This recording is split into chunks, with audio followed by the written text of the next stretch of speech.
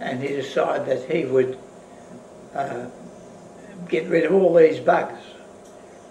So he got 3 or 4 Australians to build a hut for him, and then a little hut for his sleeping. Then he got them to dig a trench right around it and fill it up with water so the bugs couldn't get across. But his first night there, he had as many bugs as individuals. Didn't think about that. I did take the bugs over there for him. He could never work out how the bugs got across that water. Now, while you're in Burma, did you see much of the coolies? Not really, no. We saw them a bit, but not anywhere near them really, no. And were you there, was there any cholera? Was there much cholera there? Not on the Burma side. I think there's very, very few cholera. Mostly got that on the Thailand side. Practically nothing as far as I know on the Burma side.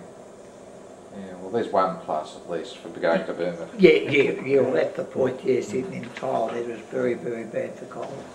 Now do you remember your journey down into Thailand? Oh, we went by train over the river, the big river there, quite a few rivers and things like that, and so when we built the line,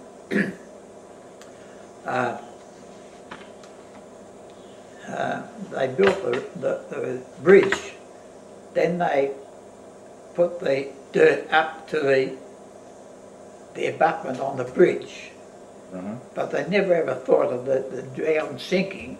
So as you went along, you were going up and down the railway line like this all the way through. Yes. And sometimes the engine, which was run on wood because our chaps had to cut the wood for it as well, and you'd have 3 or 4 goes to get over the bridge. And we eventually got in a Tamakan, and we were only there a short time, and I think they sent us up by trucks then to Nakhon Pathom. Yes. Which is quite a way, and then they told us, oh, as they said all the time, oh, wonderful, beautiful, great big hospital. We got up there, we're in a paddy field, and there was one hut being put up, but like the first night we were there, it was only ATAP stuff, and it blew over in the wind, and so they had to prop that up with bamboo all the time, and then from then on for weeks we made the camp. We were doing all the earthworks. We dug a great big hole and put all this the groundworks for these huts, because it gets above the water level where the paddy field was. And we did that for weeks as the natives built the huts. Right, yes. And eventually there was about 10,000 of us in the camp there, I believe. Supposed to be a hospital camp. And then of course some of their chaps were going over the wire a bit because the fences weren't so good, getting stuff, trading with the natives, and so the Japs made us dig a great big ditch right around the camp, and it was about 10 or 15 feet wide, I suppose, and about 10 foot deep.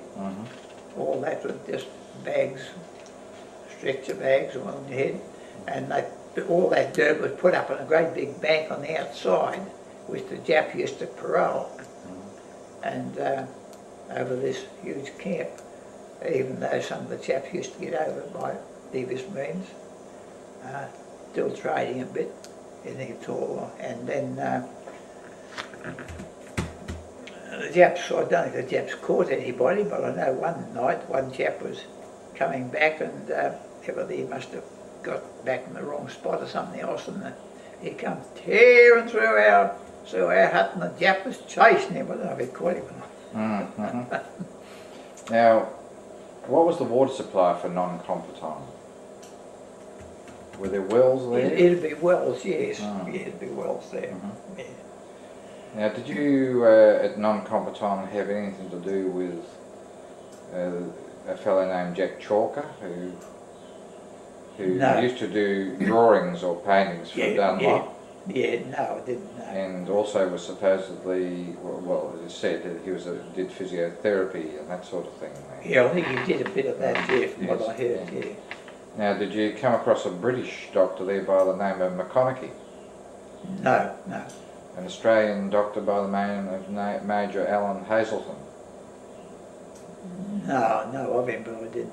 Yeah. A British doctor who was probably a pathologist by the name of Marsden? No, of the name, that's all. Because actually when we were in the Compton, I wasn't really working in the wards really because I was still sick, you know. Were you aware of this operation? Did you know when you were there of this operation that Colonel Coates did on the American who had the brain tumour? Yeah, I heard all about it. Was it sort of common knowledge in the camp? Oh yes, like everybody knew, yeah. Would it have been the most significant operation done there or not? No, it'd be one on one, I suppose, but I know he did other operations. One chap I know, he from smoking, he'd burnt his lip and he had a cancer started on there, so he kept cutting bits of his lip away, and eventually he died with the cancer, but he just kept cutting great bits out of his bottom lip.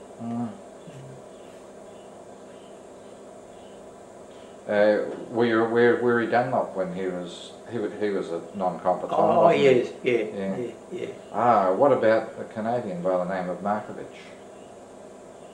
I knew he was there. That's Jacob Markovich. Yeah, no. See, actually, where we were and where the hospital were, they're supposed to be, we were in the hospital, of course, but they had a section, different section where they used to do the operations, and people were very sick, they'd put them up into that section. Fisher was there, wasn't he? Yeah. Didn't see that much of it. From there, could you see this Buddhist temple?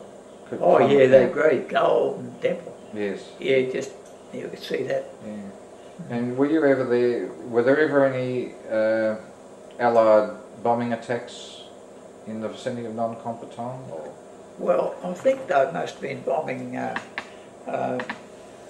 Bangkok, because it wasn't, my road's only about 15 miles away, and the plane used to come up. Well, one time we counted about 200 planes, and then one stage they dropped a lot of leaflets to us, but of course some chaps got them, and chaps caught a lot to them, so they were just more telling us that the war was getting towards finish, or they'd come and get us soon, or something like that, you know.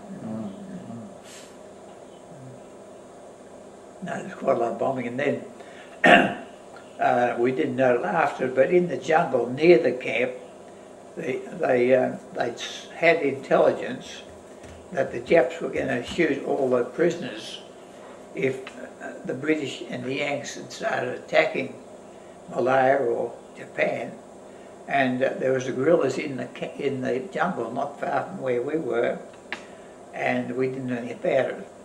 And any person, I believe, who went into that area, they never came out again, because the natives, because they just kept them in there because it was so secret.